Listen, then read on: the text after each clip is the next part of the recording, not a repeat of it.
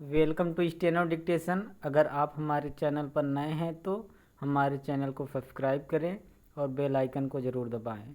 Dictation 5 second बाद शुरू होगा। स्टार्ट। अध्यक्ष महोदय, अभी हाल ही में औद्योगिक निगम कानून को संशोधन करने के लिए जो बिल पेश किया गया है उसके संबंध में आपका ध्यान थोड़ा सा उसकी कार्यवाहियों की ओर आकर्षित करना चाहता हूँ। जब यह कानून पेश हुआ था उस समय देश के लोगों को इससे बड़ी बड़ी आशाएं थीं कि इससे आगे चलकर हमारे देश में नए नए कारखानों के लिए पूंजी प्राप्त होगी। मेरे सामने इस निगम की चौथी सालाना रिपोर्ट है।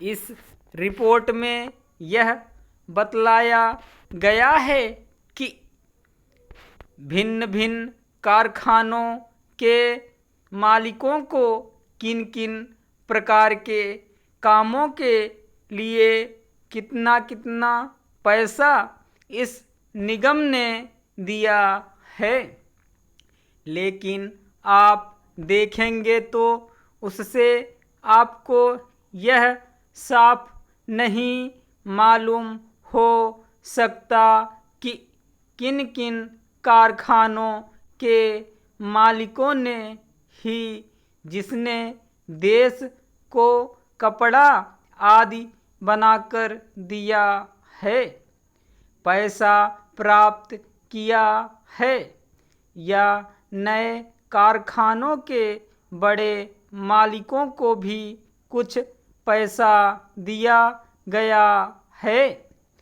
इस तथ्य की छानबीन सरकारी स्तर पर की जानी बहुत आवश्यक है, तभी आम जनता को संतोष होगा।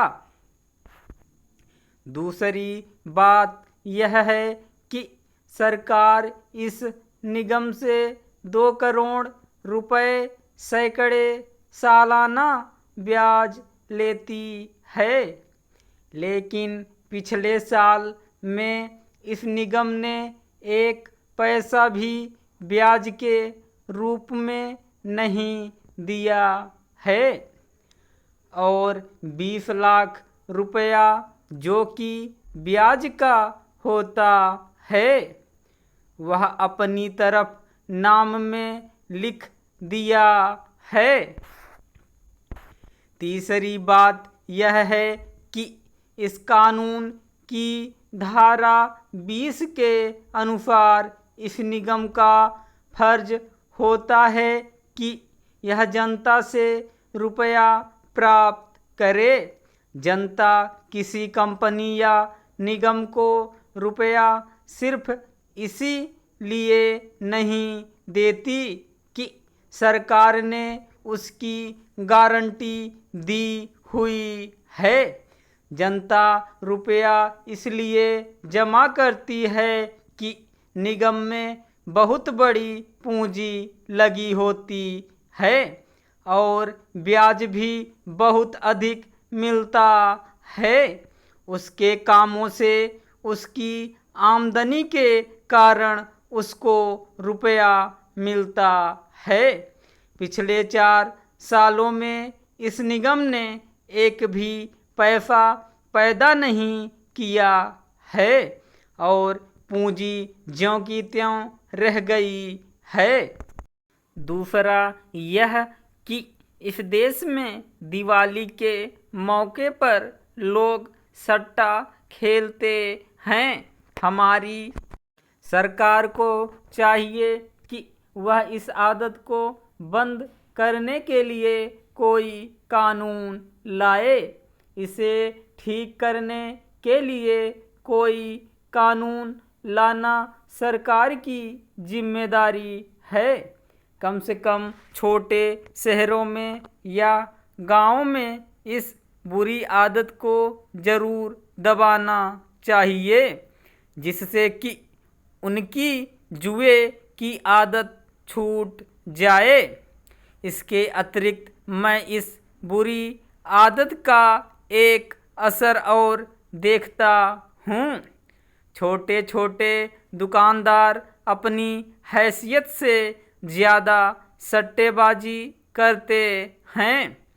उनकी हैसियत 1000-2000 की होती है और सट्टा करते हैं। 2 लाख रुपए का नतीजा यह होता है कि सबके सब दिवालिये हो जाते हैं।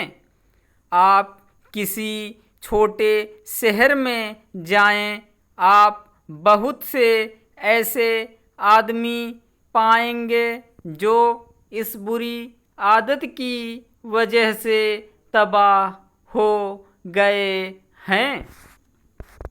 मैं अर्ज करना चाहता हूँ कि इस बीमारी का कुछ न कुछ इलाज ज़रूर होना चाहिए। सरकार ने इस दिशा में कुछ कदम उठाए हैं। कुछ शहरों में सरकार ने कुछ संस्थाएं स्थापित करने की कोशिश की है, परंतु उन संस्थाओं को पूरा अधिकार नहीं है।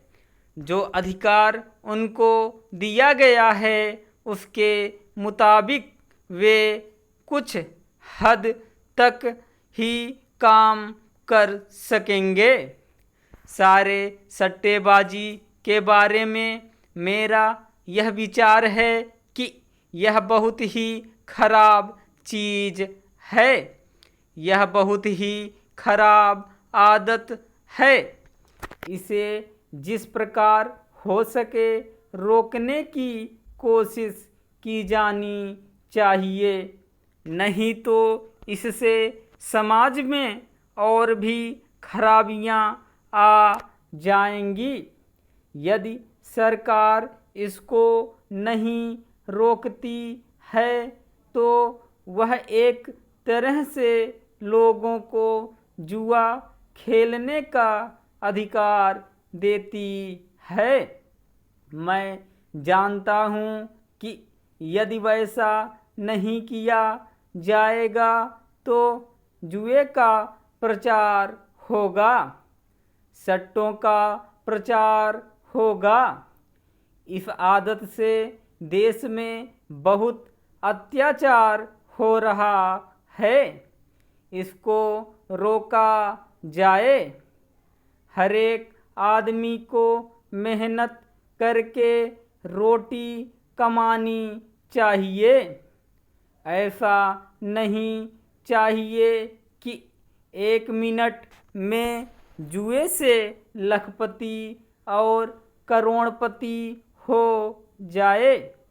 इसके लिए इस कानून के अंदर कोई ऐसी चीज़ नहीं है, बल्कि इसके लिए जो चीज़ मैं देखता हूँ वह यह है कि इसमें उसकी रोकथाम के लिए कुछ भी नहीं किया गया है।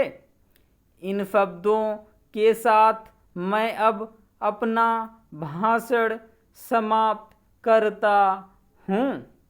मुझे आशा है कि सरकार मेरी बातों पर अवश्य विचार करेगी और सट्टे की रोकथाम की कोशिश करेगी।